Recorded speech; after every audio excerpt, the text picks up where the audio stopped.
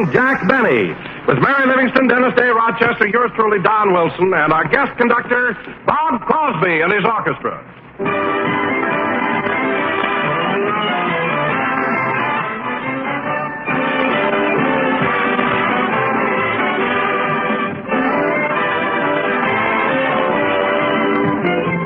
Good evening, friends.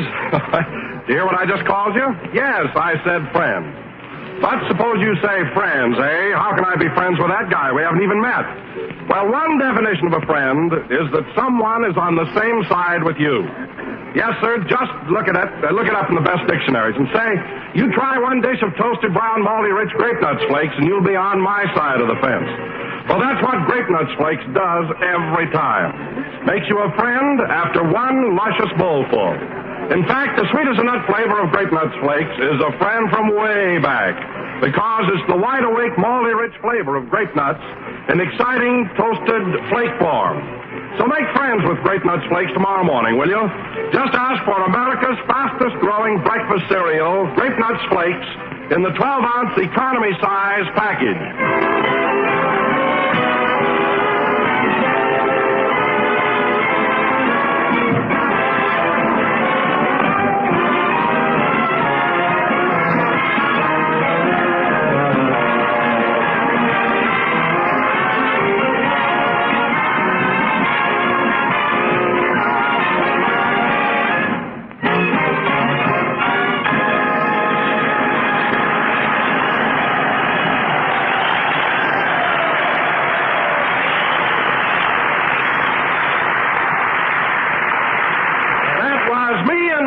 Played by the orchestra. Now, ladies and gentlemen, from Chicago, Illinois, where we are broadcasting for the AAFTTCCS.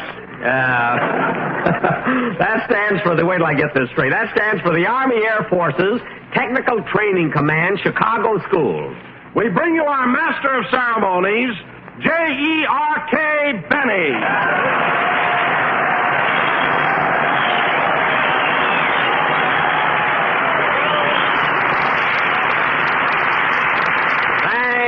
Thank you. Hello again. This is J.E.R.K. talking. That stands for Jack Entertains Rather Comically. Isn't that what you had in mind, Don? Well, not exactly, Jack. You see, comically doesn't begin with a K. It does tonight, brother. And incidentally, Don, the next time you introduce me as a jerk, you'll be sitting on a bench in the Perk looking for work. If you get what I mean. For heaven's sake, Jack, you're always ribbing me. You keep telling everybody I have 5 chins, and I'm very sensitive about that. Well, then grow a beard or wear a horse collar or something. Anyway, I never said you had 5 chins. I merely said that your Adam's apple only comes out on Groundhog Day.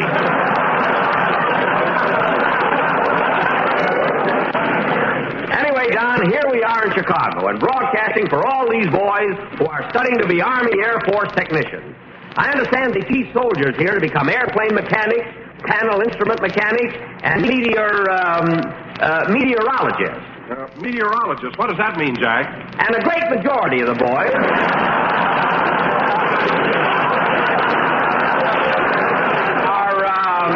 are learning to be radio operators on 2- and 4-engine bombers. Well, they must know plenty about radios. Oh, they do, Don, they do. And I wish one of them would look at my radio set. It's in terrible shape. So what's the matter with it?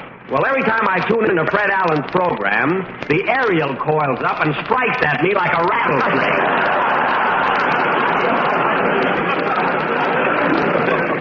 With this cold I've got, I sound a little like Alan, you know? Heaven forbid. Oh, hello, Maisie. Hello, Jack. Hello.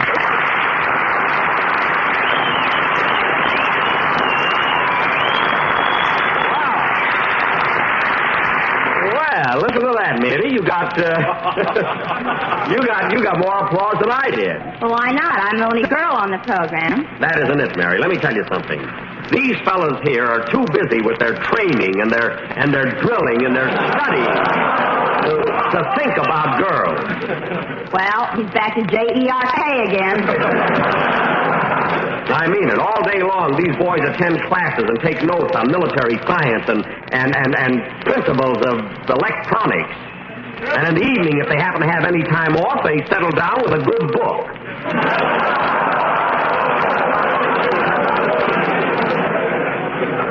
Stop laughing, fellas. He's too old to remember.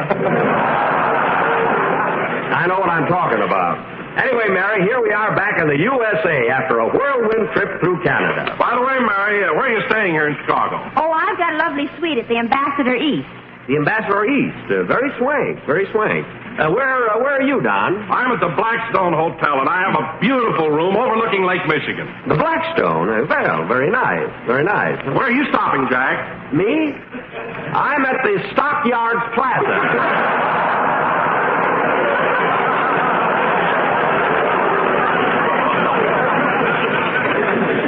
I have a lovely room overlooking Armour and Company.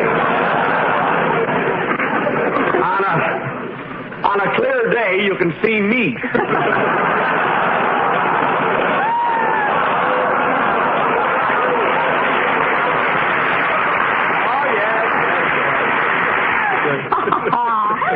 Tell Don what happened to you yesterday afternoon. Oh, it was nothing. What was it, Mary? Well, Jack was leaning over a fence at the stockyards looking at a great big fat steer. Uh-huh. And a man from the ration board came along and said, either stop drooling or I'll tear a coupon out of your book.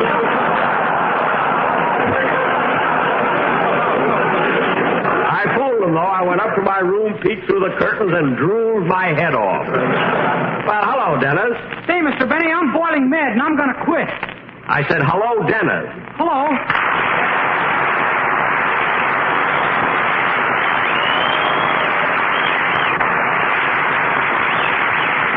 What do you mean, Dennis, you're going to quit? What are you so mad about? You hired Bing Crosby tonight, and this program isn't big enough for the both of us. Wait a minute, Dennis. We haven't got Bing Crosby on the program tonight. We have Bob Crosby, his brother. Brother, he says. Well, he is. I've given you the best years of my life, and you throw me away like an old shoe. Who throws away shoes nowadays? I'm going to have my shoes fixed up. Where are you going to get buttons for him?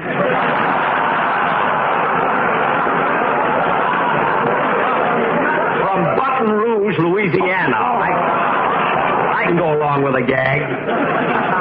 Now, calm down, Dennis. This is really Bob Crosby, Bing's brother. Here, I'll have you meet him. Fellows, Bob Crosby. Hi, man.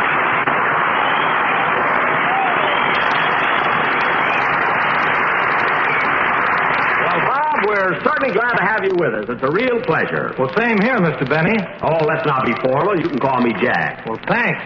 And you can call me Bing. I mean Bob. Oh-ho! Dennis, believe me, this isn't Bing Crosby. Look, this fella here is wearing a necktie. And he is. And he doesn't smell from horses.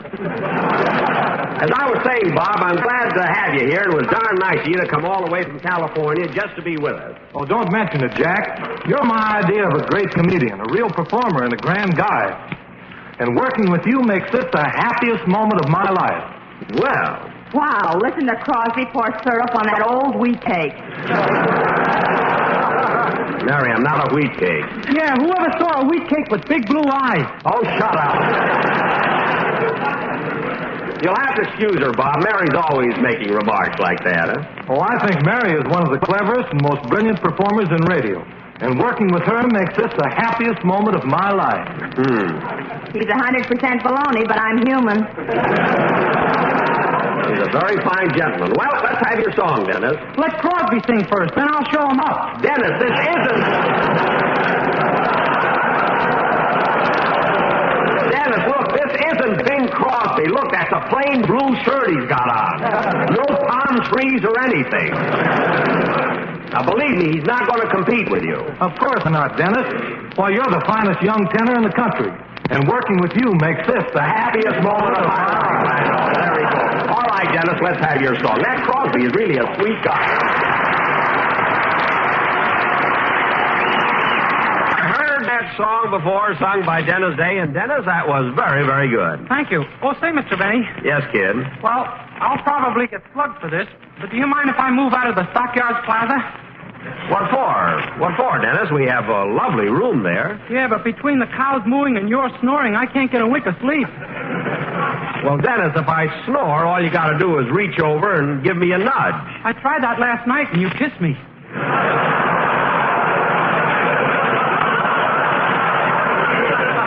Holy smoke. You see, kid, I dreamt I was dancing with Hedy Lamarr. I kissed her and she slapped my face. So did I. I don't care about myself, but you owe Miss Lamar an apology. All right, I'll send her a note. Well, speaking of dreams, Jack, I had an amazing one last night. You did, Don? Said Benny, with the brains of a wheat cake. What was your dream, Don? Well, last night I dreamed that I, Don Wilson, was a toasty brown, sweet as a nut grape nut flake. You, a flake? Yes. I was a grape nut flake. Well. And a fella came along and poured me into a big 12-ounce economy-sized package. Gee, this is thrilling. Wilson in a 12-ounce package. That's a hot one. This is a dream like when I kissed you, remember? Continue, Don. But, Jack, a little later, a charming American housewife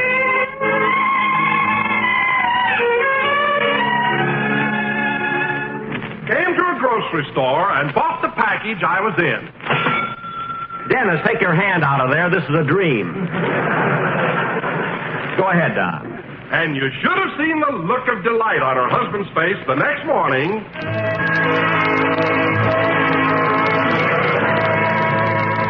when he saw a whole bowl full of us grape nut flakes right on the table in front of him. Yes, yes. And then what happened? He poured sugar and cream on me, and I woke up. Well, Don,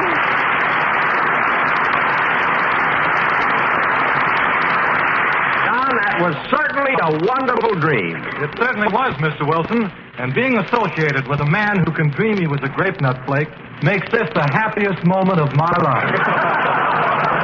I like this, Crosby. He's so sincere. Now, fellas, going from dreams to our schedule for next week, here it is. Tomorrow we'll be playing a show for the boys at Fort Sheridan. And Tuesday we're going out to Great Lakes Naval Training Station. Good old Great Lakes. Oh, say, Jack, that's where you were stationed during the last war, wasn't it? Was it the last war? I thought you were with Dewey. It was the last war.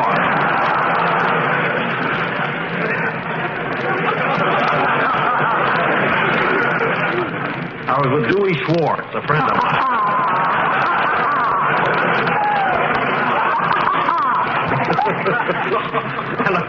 And look at, and fellas, incidentally, when I get there, I'm wearing my old sailor suit when I go there Tuesday, the same one they issued me in 1917. But, Mr. Benny, how can you wear the same suit? You must have gained a lot of weight since then. I have. Now it fits me.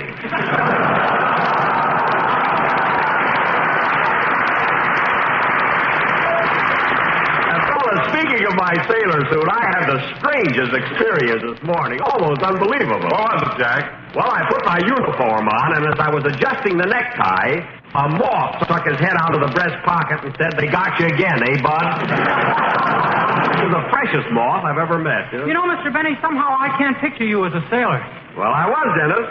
Why, at Great Lakes, they used to call me Benny the Skipper. And you still walk that way. They call me Skipper because I was a real old salt. I got a gag for that, too. Well, keep it. I was a darn good sailor. Tell me, Jack, were you in any battles during the war? Battles? Mm-hmm. Well, yes. I was in the College Inn in Chicago one night with 4 or 5 Well, a couple of Marines walked in and... He means naval battle. Well, as a matter of fact, Don, I did get a medal for distinguished service. And now, Bob, I think it's about time for... What medal? And now, Bob, I think it's about time... What distinguished service? And now, Bob... Either put up or shut up. That's my motto. You keep out of there. Now, Bob, I think it's about time for a band number. You all set? I sure am. Say, by the way, Jack, Great Lakes is near Waukegan, your hometown, isn't it? Yes, just a few miles. Well, man, I'd certainly appreciate it if you'd kind of take me over to Waukegan and show me around. Oh, you'd like to see the place, eh? Yeah, especially that log cabin where you were born.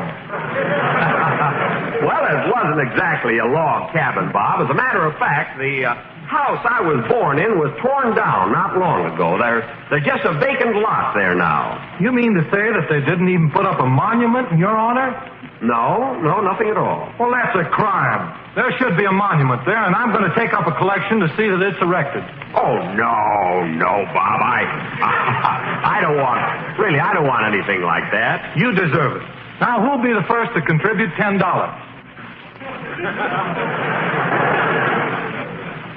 Who'll contribute $10 for a monument to Jack Benny? I will. Here you are, Bob. Here's $10 for the Benny Monument Fund. Wheat cakes with ham. What a combination. Mr. Crosby made this suggestion, not me. Well, Bob, let's have your number. Later this evening, I want to get together with you and we'll talk about it. Hold it a minute. Come in. Yes? Well. Hiya, Jack, old boy. Haven't seen you in 15 years. What? I read the Waukegan News Sun that you were broadcasting here. So it says to the little woman, let's run down to Chicago and see my old pal Jack. Oh, well, thanks. Who is this fellow, Jack? I don't know. I can't seem to place him.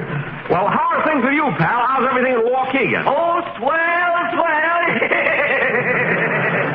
The old gang sets their regards. Sid Block, Stub Wilbur, Julius Finnegan. Oh, yes, Julius Finnegan. Stinky, we used to call him, huh?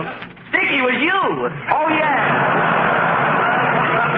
I knew it was one of the gang. Well, we gotta be leaving now. Say, Jack, when you get to Waukegan, drop by the house. I will. Who is this guy, Jack? Wait a minute, I'll find out. Say, pal, where are you living now? Same old place. So long, Jack.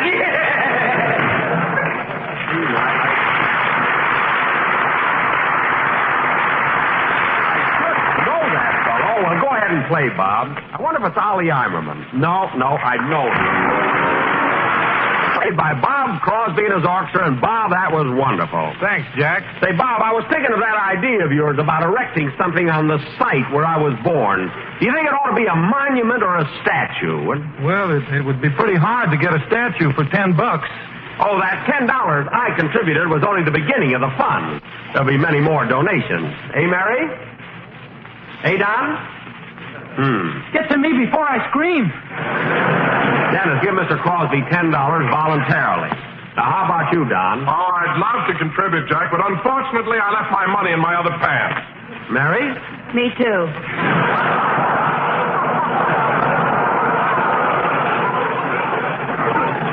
Now, wait a minute, fellas. Are you in on this thing or not? Don't worry, Jack. As chairman of the finance committee, I'll collect all the donations. Good.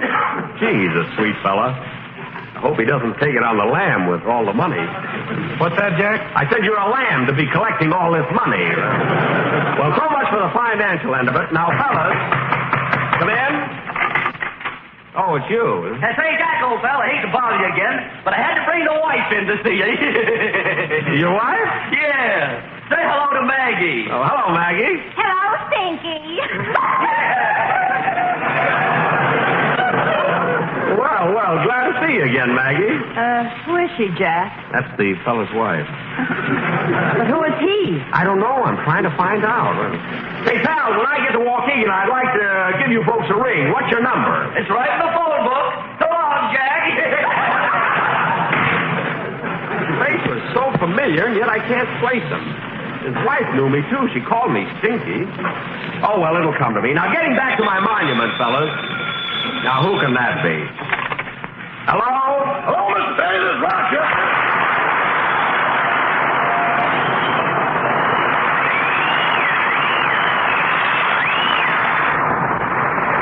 Listen, Rochester, I'm glad you finally got in touch with me. I've been looking for you all week. Boss, knowing that you've been thinking of me makes this the happiest moment of my life. Never mind that. Now, where have you been since we got in town Tuesday? Well, boss, as you know, Chicago offers great educational advantages. Uh-huh. So Wednesday, I spent the whole day at the Field Museum of Natural History. Uh-huh. And Thursday, I had a very interesting afternoon at the Adler Planetarium. I see. And what happened Friday? Friday, I met a gal and culture went out the window.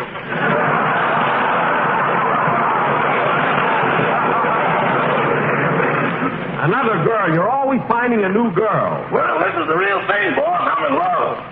You're in love? How do you know? I can't eat, I can't sleep, and I look down with scorn upon a bottle of gin. With scorn? Not super scorn, just scorn.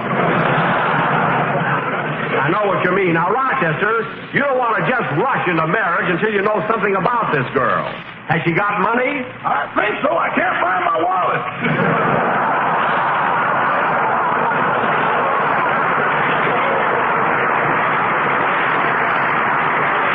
Oh, I see. And wait a minute, I just thought of something else. What are you going to tell your girl in Los Angeles? She'll never find out. Well, suppose she does. Then they'll have to put up a monument for me, too. That's what I mean. You better watch out. Goodbye. Goodbye. Oh, say, boss. Now what? I sent your trunk ahead to St. Joe, Missouri. We're not going to St. Joe for 2 weeks. Next Sunday, we broadcast from Camp Custer, Michigan. And I'll need a clean shirt at the camp. Just raise your right hand, they'll give you a whole uniform.